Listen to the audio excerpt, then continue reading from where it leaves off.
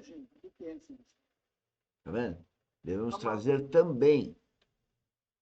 se nós pudéssemos tentar descrever de maneira microscópica o que é que tem acontecido com a fé cristã, o que ocorreu com a igreja na história, quais são as consequências que nós temos hoje. Se nós pudéssemos seriamente avaliar a condição da igreja, a sua situação, por que nós somos tão fracos na oração e somos meramente emocionais na adoração? Porque a oração não é uma coisa profunda na nossa vida e a adoração não é uma reação da profundidade da nossa vida? Por que nós somos tão rasos na interpretação, na revelação e na aplicação da palavra? Lemos a Bíblia como um livro, mas não permitimos que ela, como o livro de Deus, soprada, inspirada por Deus, se torne vida e poder dentro de nós. Na medida que a leitura dela passa a ser ela mesma a leitura em nós, que nos desvenda, que nos quebranta, que nos revela a Deus, que penetra. Então, aí é a história da palavra viva, a Bíblia viva, porque não é uma leitura intelectual. À medida que você lê com amor, e aí eu diria o amor ágape, ela revela as coisas, ela fala com o nosso interior. E aí que nós, então, temos a condição da transformação. Que transforma. Se nós olhamos para a vida cristã hoje e vemos que há uma profunda apatia, uma profunda falta de consciência do que é a realidade espiritual. Realidade E, em espiritual. contrapartida, o que nós temos muito são obsessões religiosas. Olha lá, a crítica à religião. Bom, eu poderia enumerar muitos pontos que nos mostram a degradação espiritual. Eu creio Degradação que a espiritual. meditação correta, com a ajuda do Espírito Santo sobre esses textos, vai nos mostrar que aqui concentra o problema crucial. A grande maioria dos irmãos, dos cristãos, das pessoas que disseram que nasceram de novo, pessoas que testemunham que são filhos de Deus, pessoas que proclamam uma fé espiritual, essas pessoas, elas não compreendem o seu mundo interior, o seu homem interior. E a falta de compreensão do homem interior é, até onde eu consigo ver, a maior causa da apostasia, da degradação e dos fracassos espirituais.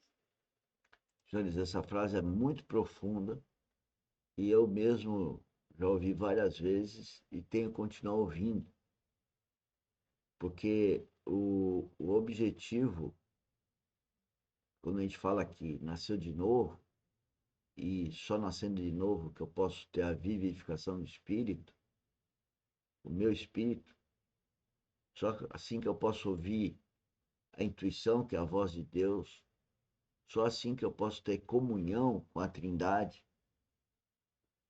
só assim que eu posso ter o discernimento, conhecimento verdadeiro. Nesse momento, se eu não conhecer o meu homem interior, se eu não vier percebendo a morte de valores mundanos, se eu não vier percebendo a necessidade de ficar sós com Deus, falar com Deus e, nesse momento, ficar constrangido, aborrecido com o que eu vejo no mundo. Eu passo a ver coisas no mundo que me trazem muita tristeza. Eu que estou falando o Filho de Deus, não eu em particular, qualquer um. Ele começa a ver o mundo e ver com tristeza os próprios filhos, o cônjuge, os amigos, por não vê-los num comportamento, num processo de metanoia, de transformação. A gente percebe que ao não ver o outro, querido, querido parente, querido amigo, nesse processo a gente não tem nem o que falar com ele, porque a gente quer falar de Cristo e ele tem muitos outros assuntos no mundo para ter tempo de falar de Cristo. E aí a gente fica triste. E não adianta, porque tem que partir de cada um de nós esse encontro com Cristo. Porque Cristo bate a nossa porta. Cristo quer habitar, quer encabeçar a nossa mente. E nós somos ludibriados pelas coisas do mundo por causa de Lúcifer. Vamos continuar. A grande explicação porque muitos cristãos são rasos na palavra de Deus. Rasos. São fracos da oração. Fracos na oração. Quando Vai ver o que é oração. na oração, tem muita gente que fala, graças a Deus, que está falando comigo. Porque Olá. eu tenho todo o meu dia, eu tenho meu momento de oração. O que adianta você orar e você não saber o que é oração? Porque tem muita gente que acha que oração é só você abrir a boca e falar com Deus. Bom, se fosse isso, era muito simples. Senhores, oração não é o que a gente vê nas igrejas por aí. Oração não é só falar. Ele está falando isso, ele é o preletor. Oração é um relacionamento espiritual. Não é ficar falando ou pedindo. Ouça o que ele vai falar. Mas não é. Oração não é você falar para Deus os seus problemas, ficar pedindo coisas para Ele. Isso aí talvez seja a ponta muito pequena do que você pode imaginar sobre a oração. Oração, em primeiro lugar, um relacionamento íntimo e pessoal com Deus. Oração, ela não se limita a você falar com Deus. Oração está intimamente ligada ao falar de Deus na sua vida. Oração não são aqueles minutos que você passa falando com Deus. Oração é uma questão de uma vida com Deus.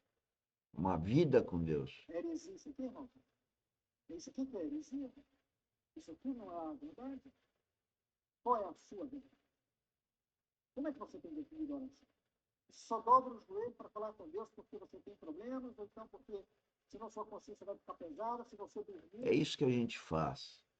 É isso que eu fazia. Só quando eu precisava, achava que precisava, que eu procurava Deus e repetia orações. Isso não é oração.